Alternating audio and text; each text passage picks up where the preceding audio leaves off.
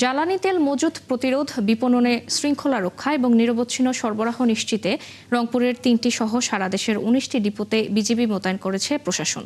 প্রশাসনের কর্মকর্তারা জানান, বিশ্ববাজারে তেলের দাম বাড়ায় অনৈতিকভাবে তেল মজুতের অপচেষ্টা রোধে এই উদ্যোগ নেওয়া হয়েছে। বিজিবির সদর দপ্তরের নির্দেশে রংপুরের মেঘনা, পদ্মা ও যমুনা ডিপোতে ৩ প্লাটুন বিজিবি মোতায়েন করা হয়।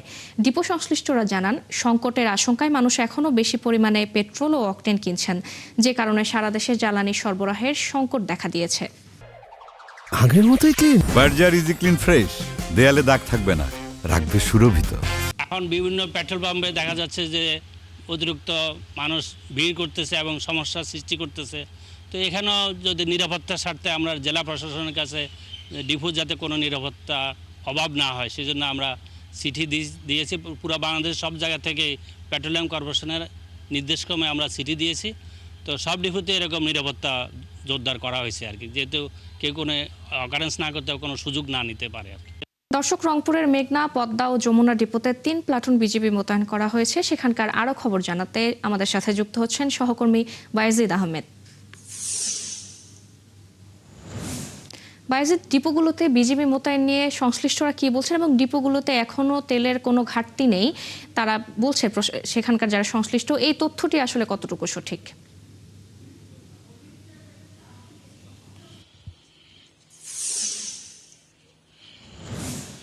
ফারজানা, আসলে এই রংপুরে যে পরিমাণ তেল মজুদ আছে, আসলে যারা ডিপো সংশ্লিষ্ট এবং ব্যবসায়ীরা বলছে তেলের কোনো সংকট নেই, কিন্তু প্রতিটি পাম্পে কিন্তু আমরা দেখছি যে উপচে পড়া ভিড়, মানুষের এক ধরনের জটলা, তারা তেল কিনছেন। আমি এখন যে জায়গায় আছি এখানে মেঘনা পেট্রোলিয়াম যে ডিপো, সেই ডিপোতে আপনি দেখতে পাচ্ছেন ছবিতে যে বিজিবি মোতায়েন করা হয়েছে, নিশ্চিত নিরাপত্তা এবং জন্য বিজিবি মোতায়েন করা হয়েছে।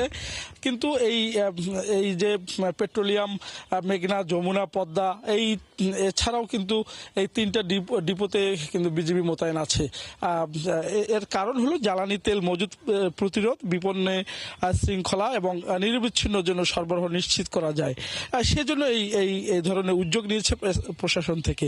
তবে একটি বিষয়ে আপনাকে তথ্য দিয়ে রাখি, গত বছর মার্চ মাসের আজকে 28 তারিখ পর্যন্ত যে পরিমাণ সরবরাহ ছিল, ঠিক 2026 সালে মার্চ মাসের আজকে 28 তারিখ পর্যন্ত একই পরিমাণ কিন্তু সরবরাহ আছে, সরবরাহের কোথাও ঘাটতি নেই। তারপরেও কেন এই ধরনের বিশৃঙ্খলা এবং বিশেষ করে পাম্পগুলোতে যে ধরনের হাহাকার, সেটি কেন, সেটি নিয়ে আমরা কথা বলছিলাম। এখানে যারা ডিপো ইনচার্জ আছে তারা বলছেন যে এই তেল বিভিন্ন জায়গায় যাচ্ছে, আসলে আমরা স্বাভাবিকভাবে অসচেতন এবং কোনো একটি পণ্য যদি দেখা যায় যে সেই পণ্য ঘাটতি, সেই পণ্যটার চাহিদা হু করে বেড়ে যায় এবং মানসিকভাবেই আমরা এমনভাবে তৈরি হয়েছি যে কোনো কিছু দেখলেই সেটি কোনো ছুতোয় আমরা সেটি নিয়ে ঝাঁপিয়ে পড়ি। একইভাবে প্রতিটা বাড়িতে বিভিন্ন জায়গায় কিন্তু তেল মজুত করে রাখা হচ্ছে এবং প্রশাসন সেগুলো জায়গা থেকে ধরছে।